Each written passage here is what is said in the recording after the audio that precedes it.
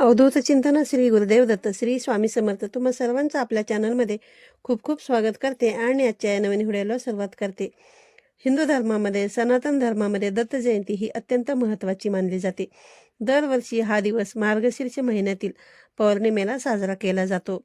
या दिवशी भगवान दत्तांचा जन्म झाला होता असे म्हटले जाते आणि म्हणून या दिवशी दत्त महाराजांची जयंती साजरी केली जाते.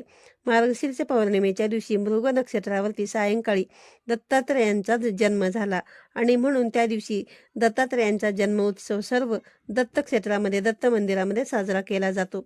जे लोक व्रत करतात त्यांच्या सर्व मनोकामना पूर्ण होतात, तसेच भगवान दत्तात्रेयांचा आशीर्वाद देखील प्राप्त होतो. या दत्त जयंतीचा प्रारंभ शनिवारी दिनांक 14 डिसेंबरला दुपारी 4:58 होणार असून 15 डिसेंबर रोजी रविवारी दुपारी 2:31 समाप्त होणार आहे. उदय तिथीनुसार आपल्याला दत्त जयंती ही 15 डिसेंबरला म्हणजेच रविवारी साजरी करायची आहे. भगवान श्री दत्तात्रेय हे महर्षी अत्री मुनी आणि देवी अनुसया यांचे पुत्र आहेत. भगवान दत्तात्रेयांमध्ये ब्रह्मा, विष्णू आणि महेश या त्रिमूर्तींचा समावेश आहे. त्यामुळे दत्तात्रेयांमध्ये गुरु आणि ईश्वर या दोघांचे रूप आहेत. भगवान श्री दत्तात्रेयांच्या मूर्तीला 3 चेहरे आहेत आणि 6 हात आहेत. विशेष म्हणजे भगवान दत्तात्रेयांचे 24 गुरु होते. त्यामुळे दत्त जयंतीला अतिशय महत्त्व दिले जाते. भगवान दत्तात्रेयांच्या दत्त जयंतीनिमित्त विशेष पूजा करणाऱ्यांना अपार ज्ञान मिळत असते आणि सुख समृद्धी लाभत असते आणि म्हणूनच या दिवशी आपल्या वास्तुशास्त्रामध्ये करण्यासाठी काही प्रभावी उपाय देखील सांगितले जातात. आज या व्हिडिओमध्ये मी तुम्हाला मुलांसाठी एक अतिशय प्रभावी असा उपाय सांगणार आहे. 15 डिसेंबरला दत्त जयंतीच्या दिवशी तुम्ही उपवास नाही केला तरी देखील चालेल. फक्त आईने मुलांसाठी इथे एक दिवा लावायचा आहे. हा दिवा लावल्याने सर्व दोष, संकट, विघ्न, अडचणी नष्ट होऊन अभ्यासात, नोकरीत, व्यवसायात भरभरून अशी प्रगती होते आणि प्रत्येक क्षेत्रामध्ये मुलांना यश मिळण्यास सुरुवात होईल. असा हा उपाय आजच्या या व्हिडिओमध्ये मी तुमच्यासोबत शेअर करणार आहे. त्यामुळे व्हिडिओ तुम्ही स्किप न करता शेवटपर्यंत पाहत राहा. चॅनलवरती नवीन असेल तर चॅनलला नक्की सबस्क्राईब करा. आज या व्हिडिओमध्ये मी जो उपाय सांगणार आहे तर हा उपाय तुम्ही शनिवारच्या सायंकाळी किंवा रविवारच्या दिवशी देखील करू शकता, कारण या पौर्णिमेचा प्रारंभ हा शनिवारी 4:58 होणार आहे. त्यामुळे या दिवशी सायंकाळी देखील तुम्ही हा उपाय करू शकता. जर शनिवारी सायंकाळी तुम्हाला करणं शक्य झालं नाही तर रविवारच्या दिवशी देखील तुम्ही सकाळी किंवा संध्याकाळी हा उपाय केला तरी देखील चालेल. प्रत्येक आई वडिलांनी आपल्या मुलांच्या बघा उज्ज्वल भविष्याची काळजी असतेच. मुलांनी खूप शिकावं, त्यांनी हट्टीपणा सोडून द्यावा. आपण जे काही सांगतो त्या सर्व गोष्टी सांगितलेल्या त्यांनी ऐकाव्यात. मुलांना कोणतेही नजरदोष लागू नयेत, त्यांना प्रत्येक क्षेत्रामध्ये यश मिळावं असं प्रत्येक आई आणि वडिलांना वाटत असतं. आणि यासाठीच प्रत्येक आई वडील देखील प्रयत्न करत असतात आणि मुलं देखील प्रयत्न करत असतात. परंतु कधी कधी मुलांना प्रयत्न करूनही यश मिळत नाही. जर तुमची मुलं सतत हट्टीपणा करत असतील, सांगितलेलं ऐकत नसतील, अभ्यास करूनही मुलांच्या बघा लक्षात राहत नसेल, मुलांना अभ्यासामध्ये यश मिळत नसेल, यामुळे मुलांची प्रगती जी आहे तर ती होत नसेल, खुंटत चालली असेल, तसेच जी मुलं मोठी आहेत, भरपूर शिकलेली आहेत, परंतु त्यांना मनासारखी नोकरी मिळत नाही किंवा लग्नायोग्य मुलं मुली झालेल्या आहेत पण त्यांचा विवाहयोग जुळून येत नाही. जर आपल्या मुलांना नजरदोष असेल तर यासारख्या अनेक समस्यांना मुलांना सामोरे जावे लागते. आणि नजरदोष ही बघा फक्त बाहेरच्या व्यक्तींचीच असत नाही तर घरातल्या व्यक्तींची देखील नजरबाधा होऊ शकते. आपल्या मुलांना नजरदोष सुद्धा लागत असतो बघा. खास करून आई आणि वडिलांची नजर ही मुलांना खूप लवकर लागत असते. त्यामुळे मुलांच्या प्रगतीमध्ये अडथळे यायला देखील सुरुवात होत असते.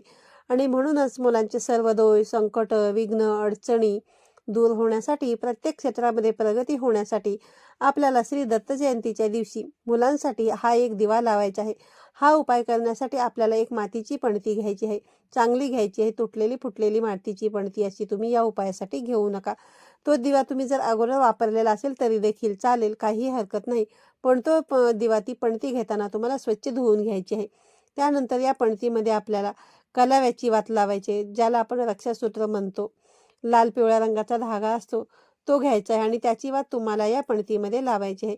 जर तुमच्याकडे कलाव्याचा धागा नसेल तर 2 वात ती तुम्हाला घ्यायची आहेत कापसाच्या, आणि त्या पांढऱ्या रंगाच्या वाती असतील तर त्या वातीला तुम्हाला थोडंसं कुंकू आणि एका वातीला हळद लावून तुम्हाला त्या दोन्ही वाती लाल पिवळा करून घ्यायचे आहेत आणि कोरड्याच लावायचे आहेत. तुम्हाला याला पाणी वगैरे टाकायचं नाहीये. त्यानंतर बघा कोरडं हळद कुंकू लावून झाल्यानंतर या 2 वातींची जसं मी सांगितलं तशी तुम्हाला एक वात करून वळून घ्यायची आहे आणि या पणतीमध्ये तुम्हाला ती लावायची आहे. यानंतर या दिव्यामध्ये आपल्याला तेल घालायचं आहे. हा दिवा आपल्याला प्रज्वलित करायचा आहे. दिवा प्रज्वलित केल्यानंतर आपल्याला एक तांब्याचं भांडं घ्यायचं आहे. ज्याला बघा भांडं म्हणजे की ताट देखील तुम्ही घेऊ शकता. तांब्याचं ताट घेऊ शकता किंवा देवपूजेमध्ये जो तुम्ही ताट वापरता तो ताट घेतला तरी देखील चालेल.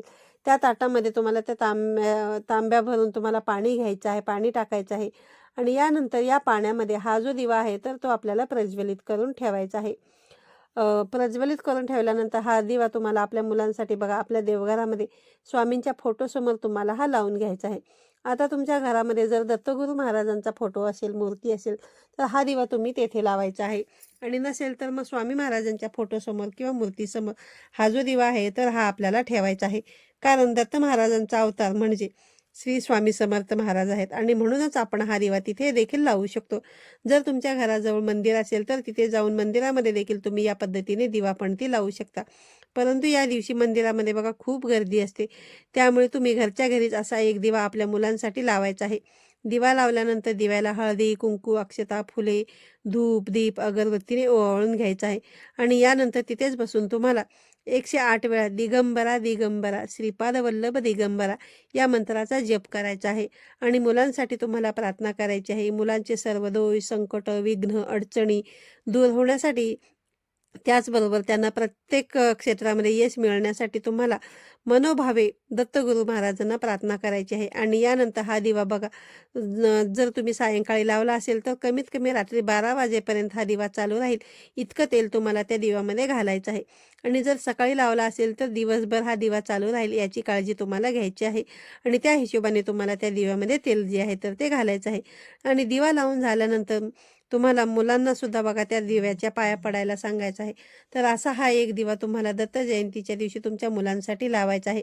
आता हा दिवा दुसऱ्या दिवशी तुम्हाला काय करायचं आहे या दिव्याचं बघा, दिव्याखाली ठेवलेलं जे पाणी असणार आहे तर ते पाणी तुम्हाला मुलांच्या आंघोळीच्या पाण्यामध्ये टाकायचं आहे आणि हा दिवा जो आहे तर तो तुम्ही स्वच्छ करून पुन्हा दुसऱ्या उपायासाठी वापरण्यासाठी घेऊ शकता.